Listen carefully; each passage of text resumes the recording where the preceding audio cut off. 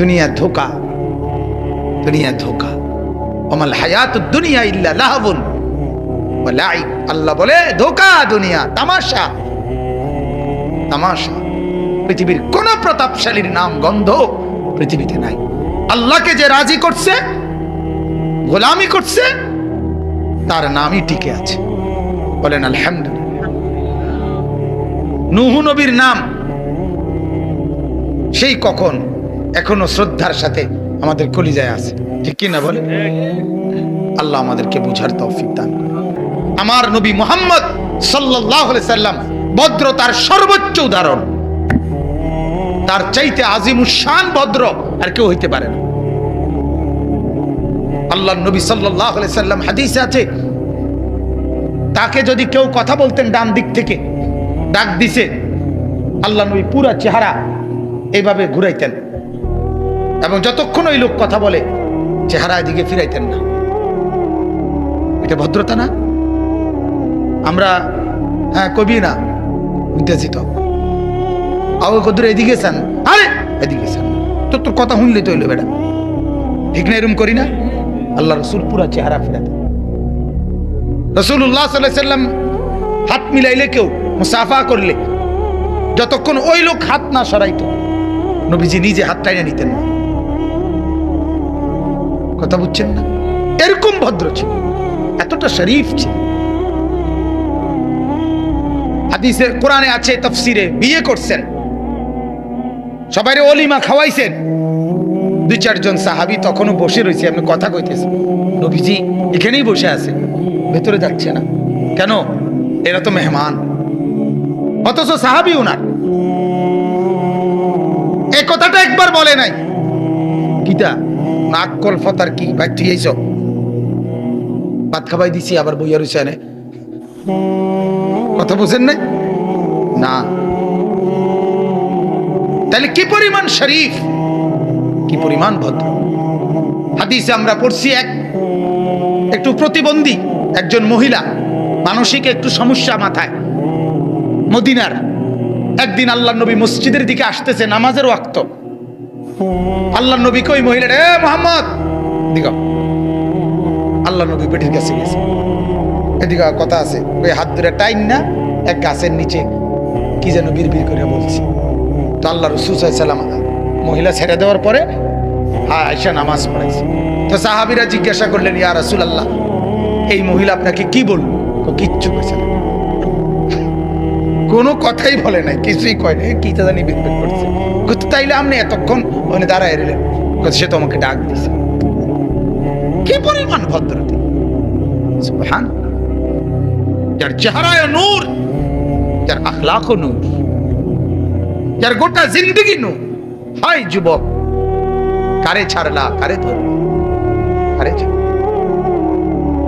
হ্যাঁ, রাসূলুল্লাহ সাল্লাল্লাহু আলাইহি সাল্লামের সাহাবী উম্মে সুলাইম, মহিলা সাহাবী, নবীজিকে দাওয়াত দিছে। হযরতে আনাস রাদিয়াল্লাহু তাআলা আনহুর মা। আল্লাহর নবী এশার নামাজ পড়ে এরম বাড়ির উঠানের মধ্যে আইসা দাঁড়াইছে। হযরতে উম্মে সুলাইম মহিলা, আনাস রাদিয়াল্লাহু তাআলা আনহুর মা, দরজা মেলে আল্লাহর নবীর চেহারার দিকে তাকাই রইছে। আর আকাশের পূর্ণিমার চাঁদ উঠছে, তো চাঁদের দিকে একবার তাকায়, নবীজির দিকে একবার তাকায়। আল্লাহর নবী কিছুক্ষণ পরে বললেন, উম্মে সুলাইম, এটা কি ধরনের মেহমানদারি? আমাকে দাঁড় করায় রাইখা বসারও কোনো ব্যবস্থা না, ডাকারও কোনো না, মেহমানদারিরও খবর না, কি দেখছো? এই কথা বলাতে উনার থিতাইছে, মানে উনি তো হারায় গেছিল। তো চোখের পানি ফেলে বলছি, ইয়া রাসূলুল্লাহ, দেখছিলাম পূর্ণিমার ওই চাঁদ সুন্দর নাকি এই চেহারা সুন্দর? ফাওয়াল্লাহি লা আনতা আহসানু ইনদি মিনাল কমর। আল্লাহর কসম নবী, পূর্ণিমার ওই চাঁদের চাইতে আপনি অনেক বেশি সুন্দর। কাকে ধরলা? হ্যাঁ আমার বাজান, দাড়ি কাটাই চেহারা দিয়ে কার মতো সাজলেন? কার? ওয়ালাকাদ খালাকনাকুম সুম্মা সাওয়ারনাকুম। আল্লাহ কোরআনে বলে, বান্দা আমি তোমাকে সৃষ্টি করেছি এবং তোমার শরীরের ড্রয়িং আমি সাজিয়েছি। এটা আমার হাতের ড্রয়িং। এই ড্রয়িং আমি করেছি। আল্লাহ বলেন আমি ড্রয়িং করেছি। এখানে নাক, দুই পাশে কান, এখানে দুইটা চোখ, এখানে ভ্রু, এখানে ঠোঁট, এখানে মাথা, এখানে হাত, এখানে পাও। আল্লাহ বলেন বান্দা এই ড্রয়িংটা, এই সাজটা আমি করছি। কে? তাইলে তুমি বান্দা বলো, আমার এই ড্রয়িং এর কোন অঙ্গের ব্যাপারে তোমার আপত্তি? তুমি কও। নাকটা এখানে লাগানো উপযুক্ত হয় নাই, ঠিক না? 1 ইঞ্চি বা 1 সুতা নাড়া দিলে ভালো হইতো না? কথা বলেন না কেন? কানটা, কোন একটা অঙ্গের ব্যাপারে আল্লাহর ডিজাইনের উপরে কারো আপত্তি আছে? তাই এই দাড়ির ব্যাপারে আপত্তি করলো কেন? এটাও তো মালিকের ডিজাইন, এটা আল্লাহর দেওয়া না? তাইলে এই জন্য আমার বলতে লজ্জা নাই। আমি বলি সরাসরি কথা, কারো গায়ে লাগুক নলে পিঠে লাগুক, কিছুই করার নাই। আমার কথা হলো, আফসোস হইল যে আল্লাহর দেওয়া ড্রয়িং লাইরা মানুষ, এটা হইতেই পারে যে ড্রয়িং আমি বদলাইছি, আমার বিল্ডিং এর ড্রয়িং আমার ভাল লাগছে না, আমি আরেকজন ইঞ্জিনিয়ার দিয়ে বদলাইছি। আমার কথা হইল আল্লাহর মতো শ্রেষ্ঠতম কারিগরের ড্রয়িং বদলাইয়া তুমি বেটা যেখান থেকে ড্রয়িং করে আনছো, এটার নাম হলো নাফিত্তা, তোমার রুচি। কি বদলাইয়া কিতা করলা? কার থেকে কিতা আনলা? হ্যাঁ বলেন, জিজ্ঞাসা করেন ইনসাফের সাথে। বাপ এই ড্রয়িং আল্লাহর না, তো তুমি বদলাইয়া কই থেকে ড্রয়িং আনছো? এটা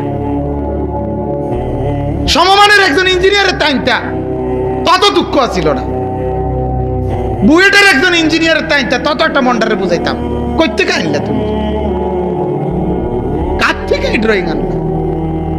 আল্লাহর সমমানের, আল্লাহর কাছাকাছি, আল্লাহর সমকক্ষ নাউজুবিল্লাহ আছে কি কেউ? কুল কায়নাত গোটা পৃথিবীর ডিজাইনারের ডিজাইন দিলেও তো মালিকের একটি নকশার সামনে কিছুই হবে না। ফাতাবারাকাল্লাহু আহসানুল খালিকিন।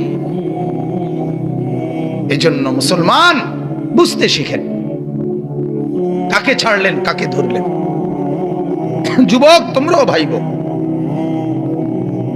নিজের প্যান্ট, নিজের শার্ট কত জনের মতোই তো সাজলা, রসুলে আরবির মতো কি একবারও সাজতে মন চায় না? হ্যাঁ, আবু বকর সিদ্দিক, ওমর, উসমান, আলীর মতো কি একবারও হতে মন চায় না? ওনারা কোন দিক দিয়ে কম? হ্যাঁ, ওনাদের সাথে তুলনার যোগ্য পৃথিবীর কোন মানুষ? এই নিউটন বলেন, আইনস্টাইন বলেন, কার্ল মার্কস বলেন, লেনিন, মাও সেতুং, হো চি মিন, চে গুয়েভারা, এই যত বিশ্বজয়ী নেতারা, হ্যাঁ, যারাই আছে, দার্শনিক বলেন, পণ্ডিত বলেন, পৃথিবীর যা আছে গত 1400 বছরের ভিতরে আবু বকর, ওমর, ওসমান, আলী, ওনাদের বিকল্প বা ওনাদের সমকক্ষ কেডা?